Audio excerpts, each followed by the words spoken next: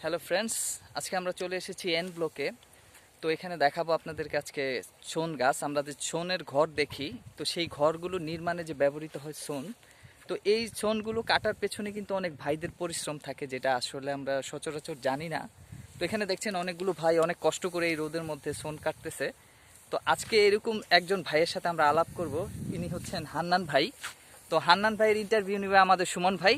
তো সুমন ভাই, কথা বলেন হান্নান ভাইয়ের সাথে। আপনারা ভাই কেমন আছেন? আল্লাহ রাখছে ভালো।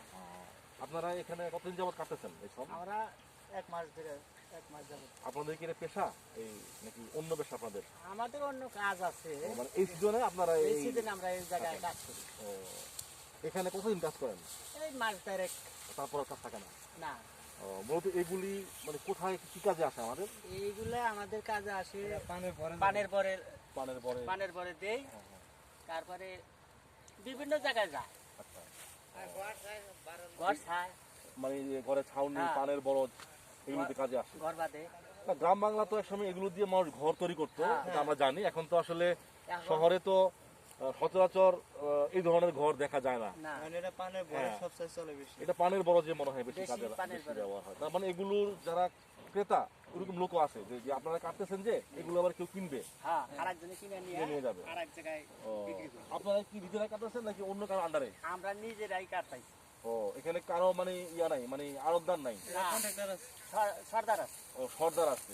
ও, এগুলোর বিক্রি মূল্য আপনারা পাবেন নাকি আপনারা শুধু মানে মজুরি? আমরা কাজের মজুরি হাজারে 2400 টাকা পাবো। ও, হাজারে 2400 টাকা। হাজারে কি হিসাব এটা? এটা মনে করেন 1000 মাল কাইটা বাইন্দা ও, গাড়িতে 1000 আটি। হ্যাঁ, আটি। ও, অনেক পরিশ্রম, অনেক পরিশ্রম, অনেক পরিশ্রম।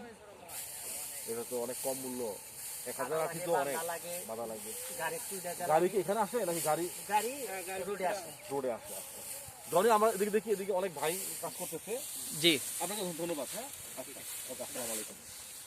এই ভাইরাও কাজ করতেছে। এটা আমাদের একটা অর্থকারী একটা বিষয় বলা চলে, অর্থনৈতিক একটা বিষয়। কারণ এগুলো যদি না কাটতো তাহলে এমনিতেই নষ্ট হয়ে যেত। যেহেতু এগুলো কেটে বিক্রি করতেছে, এর দ্বারা কিছু ভাইয়ের আর্থিকভাবে লাভবান হচ্ছেন এবং একটা কাজের সুযোগ সৃষ্টি হয়েছে। কারণ এই সময়টা কিন্তু গ্রামে এমনিতে কাজ থাকে না, তাই না? জি।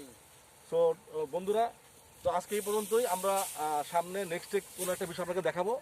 সবাই ভালো থাকবেন। আসসালামু আলাইকুম। ধন্যবাদ হান্নান ভাই, ভালো থাকবেন। আল্লাহ হাফেজ।